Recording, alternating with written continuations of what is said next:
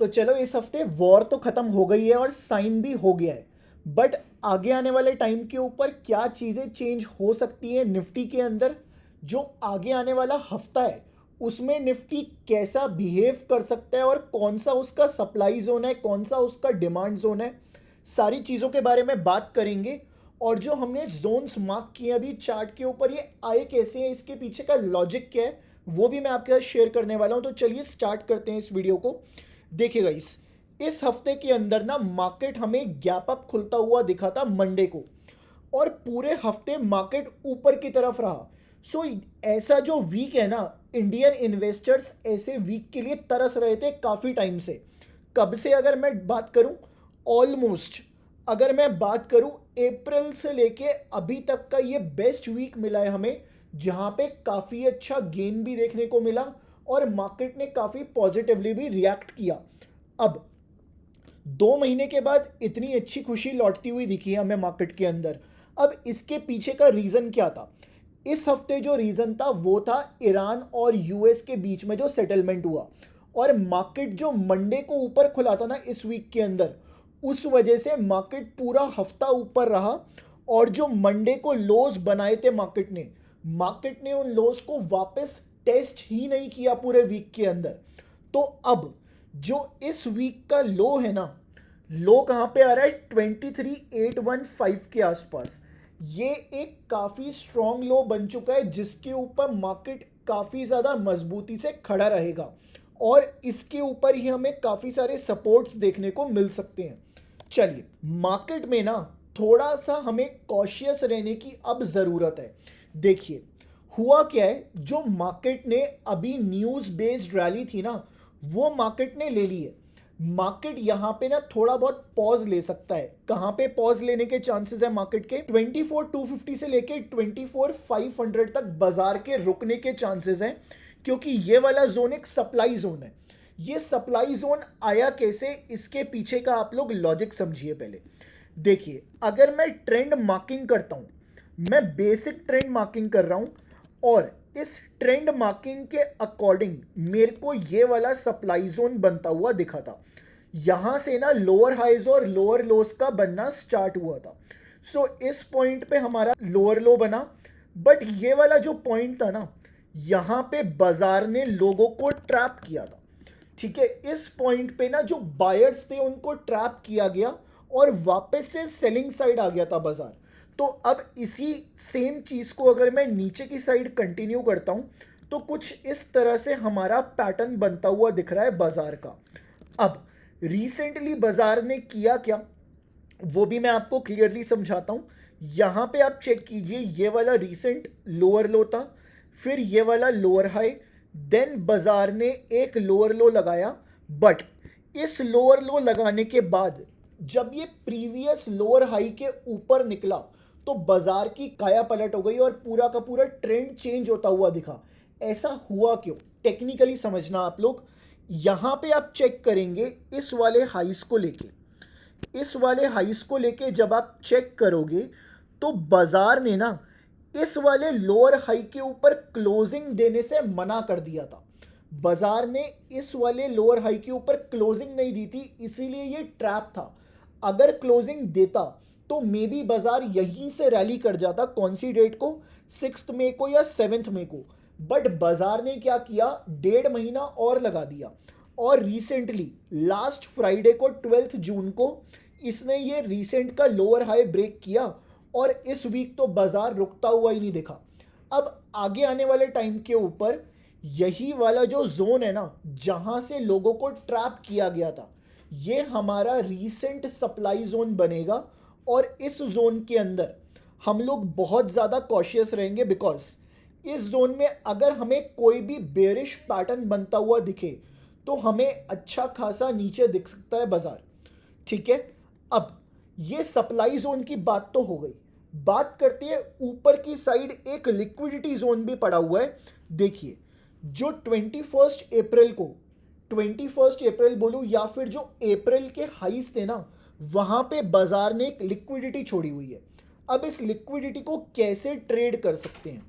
अगर प्राइस 21 अप्रैल के हाई के ऊपर निकले, उसके बाद 24,566 या 570 के नीचे ट्रेड करना स्टार्ट कर दे, तो यहाँ से बाजार वापस से एक नीचे की डायरेक्शन में या फिर एक शॉर्ट टर्म डाउन ट्रेंड के अंदर आ जाएगा। ठीक है, तो ये एक ऐसा पैटर्न है जहाँ पे आप लोगों को सिर्फ और सिर्फ सेलिंग साइड फोकस करना चाहिए, और मल्टीफाई के जितने भी इस केस के अंदर आपको सेलिंग ट्रेड्स मिलेंगे ना, वो ज़्यादा अच्छी एक्यूरेसी आपको दे सकते हैं। चलिए, ये चीज़ तो आपको पता चल गई कि कहाँ पे फोकस करना है। अब मैं बात करता हूँ आगे के और ऐसे कौन से लेवल्स हैं जिनके ऊपर बाजार बन भी सकता है और बाजार खराब भी हो सकता है। चलिए, तो उन लेवल्स को एक बार निकाल लेते हैं। अगर मैं यहाँ से लेके यहाँ तक एक वॉल्यूम प्रोफाइल का इंडिकेटर लगाऊं, तो मेरे लिए मेक और ब्रेक लेवल कौन सा बन के आ रहा है नेक्स्ट वीक के लिए। ध्यान रखना, सिर्फ और सिर्फ नेक्स्ट वीक के लिए ये लेवल वैलिड रहेगा। मैं मार्क करूंगा इस वीक का हाई, जो कि अप्रॉक्सीमेटली आ रहा है 24,189 का। अब मेरी बात को ध्यान से सुनिएगा, अगर प्राइस 23,965 पे टच करता है विदाउट ब्रेकिंग इस वीक का हाई, तो मार्केट में यहां से वापस से ऊपर की साइड मोमेंटम बनता हुआ दिख सकता है और हमें अगले वीक में नए हाईज बनाता हुआ दिख सकता है बाजार। बट अगर कुछ ऐसा हो कि गैप अप खुल के पहले इस वीक का हाई निकाले, देन 23,965 आए, तो यार यहाँ से मार्केट में ना बहुत ज़्यादा कॉशियस रहने की ज़रूरत होगी। और मेरे को ऐसा लग रहा है ये वाला केस तभी आ सकता है अगर यूएस ईरान को लेके दोबारा से कोई नेगेटिव न्यूज़ आती है, क्योंकि सिर्फ एक ऐसी चीज़ है जो अभी फंसी हुई है इन दोनों की डील के अंदर। वो ऐसी कौन सी चीज़ है अभी तक जो फंसी हुई है? इजराइल लेबनान पे अटैक्स कर रहा है, ठीक है, और लेबनान पे जो अटैक्स हो रहे हैं ना, वो कहीं भी एमओयू के अंदर मेंशन नहीं है यूएसए की साइड से। बट ईरान बार बार कह रहा है कि वो अटैक्स रुकने चाहिए, अदरवाइज ईरान को राइट है कि वो इजराइल पे वापस से अटैक स्टार्ट कर दे। और अगर इजराइल पे वापस से अटैक स्टार्ट होए, तो अगेन ये जो मिडल ईस्ट है ना पूरा का पूरा, ये अगेन उस फायर में वापस आ जाएगा जो कि आज से 1 महीने पहले हमें दिख रही थी। और स्ट्रेट ऑफ हॉर्मुज के अंदर जो अभी शिप्स पास होने लगे हैं ना, उनके ऊपर वापस बैन लगता हुआ दिख सकता है। और जितनी भी बोलूँगा इंश्योरेंस कॉस्ट है ना, जो अभी थोड़ी बहुत नीचे आती हुई दिखी है और क्रूड के प्राइसेस नीचे आते हुए दिखे हैं, वो हमें वापस से ऊपर जाते हुए दिख सकते हैं। तो सिर्फ हमें इस केस के ऊपर ध्यान देने की ज़रूरत है, बाकी तो सब कुछ सही चल रहा है। मोदी जी की फ्रांस विजिट भी हो गई है जो कि काफ़ी पॉजिटिव रही है, और वहाँ के आपने इमेजेस और वीडियोस भी देखे होंगे, नहीं देखे तो आज जाके एक बार चेक करना। बहुत अच्छी विजिट रही वो वाली, और वहाँ पे फ्रांस की तरफ से भी कुछ ना कुछ इन्वेस्टमेंट इंडिया के अंदर हमें आता हुआ दिखेगा। और साथ ही साथ जो हमारा एफटीए हुआ है यूके के साथ, वो भी एक काफ़ी ज़्यादा पॉजिटिव साइन है। तो इन सब चीज़ों को लेके एक चीज़ और आ रही है कि कनाडा के साथ इंडिया का एफटीए हो सकता है, और अगर कनाडा के साथ इंडिया का एफटीए हुआ तो उस केस में भी इंडियन एक्सपोर्ट्स बढ़ते हुए दिखेंगे without any cost. May be India import भी करेगा वहाँ से, बट हमारे एक्सपोर्ट्स उस कंट्री में ज़्यादा बढ़ते हुए दिखेंगे। तो एक बहुत ओवरऑल बहुत पॉजिटिव साइन बनता हुआ दिख रहा है इंडियन इकोनॉमी के लिए। तो ये सारी बातें तो हमने करी। अब इस वीक का मल्टीफाई का क्या परफॉर्मेंस रहा वो मैं आपके साथ ट्रांसपेरेंसी के साथ रखना चाहता हूँ। देखिए, मंडे को मल्टीफाई ने 8 ट्रेड्स दिए जिसमें 2,000 रुपीज़ का लॉस हुआ। ट्यूसडे को 8 ट्रेड्स 4,500 का प्रॉफिट, वेंसडे को 2,500 का प्रॉफिट, थर्सडे को 1,300 का लॉस, फ्राइडे को 3,800 का प्रॉफिट। तो ओवरऑल प्रॉफिटेबल वीक रहा है मल्टीफाई के लिए ये वाला। और आप भी अगर जुड़ना चाहते हैं तो ऊपर नंबर दिया है, उस पर जाके आप डायरेक्टली व्हाट्सएप कर सकते हैं, या फिर मल्टीफाई डायरेक्टली आप प्ले स्टोर अपने ऐप स्टोर से डाउनलोड कर सकते हैं। अब इस वीक हमने इक्विटी के भी बहुत सारे ट्रेड्स दिए थे। मंडे को आईडीएफसी फर्स्ट बैंक में 3% का प्रॉफिट। सोचो अगर आपको एक दिन में 3% का प्रॉफिट मिल रहा है, यार पूरे साल में अगर हम एफडी भी करवाते हैं तो 7% हमें मैक्सिमम मिलता है वहाँ से। बट पूरे हफ्ते के अंदर इतने सारे प्रॉफिट्स आपने बुक किए, तो कहीं ना कहीं आपकी फाइनेंशियल कंडीशन भी इंप्रूव हो रही है, उससे आपके फाइनेंसेस भी इंप्रूव हो रहे हैं, और आप अपने ना फाइनेंशियल गोल की तरफ तेज़ी से बढ़ रहे हो। तो एक बहुत पॉजिटिव साइन है। ई पैक पेब, इसके अंदर भी हमें 6.94% का रिटर्न देखने को मिला। फिर ट्यूसडे के अंदर लेमन ट्री के अंदर 1.5% का लॉस हुआ। चंबल फर्टिलाइजर के अंदर हमने 2.2% का प्रॉफिट बुक किया। लॉयड के अंदर 1.31%। लॉयड का ट्रेड काफ़ी पहले से चल रहा था। MMTC के अंदर 2.88%, सुजलॉन के अंदर 0.2%।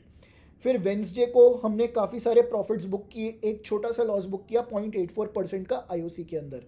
थर्सडे के अंदर अगेन लॉयड के अंदर बुक किया, फिन पाइप के अंदर बुक किया, फ्राइडे को इंजीनियरिंग इंडिया के अंदर बुक किया, फिर वेकफिट के अंदर भी बुक किया। तो इतने सारे प्रॉफिट्स बुक हो रहे हैं, आप किसका वेट कर रहे हो?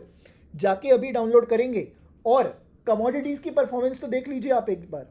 मंडे को 1669 का प्रॉफिट, ट्यूसडे को 2830 का, वेंसडे को 2600 का, और थर्सडे को 3187 रुपीज़ पर लॉट का प्रॉफिट बुक किया है, और फ्राइडे को सिर्फ 33 रुपीज़ का लॉस है। तो गाइस, आपके पास एक काफ़ी अच्छी अपॉर्चुनिटी है मल्टीफाई के साथ जुड़ने के साथ साथ। आप इन ट्रेड्स को जब लोगे ना, तो आपका खुद का कॉन्फिडेंस भी बढ़ेगा। और जो मैं आपको लेवल्स देता हूँ ना, एक बार आप कंबाइन करके देखना दोनों को, आपकी एक्यूरेसी और ज़्यादा बढ़ती हुई ना दिखे तो बताना मेरे को। तो आप क्या करेंगे, इस वीडियो को लाइक करेंगे, चैनल को सब्सक्राइब करेंगे, और कल एक नई स्ट्रैटेजी लेके आ रहा हूँ जो कि आपको देखनी चाहिए सुबह 9 बजे के आसपास। तो चलिए, मैं आपसे कल की वीडियो में मिलता हूँ। तब तक आप अपना काम कीजिए, चैनल को सब्सक्राइब करके वीडियो को लाइक करेंगे और अपने फ्रेंड्स फैमिली मेम्बर्स के साथ शेयर करेंगे।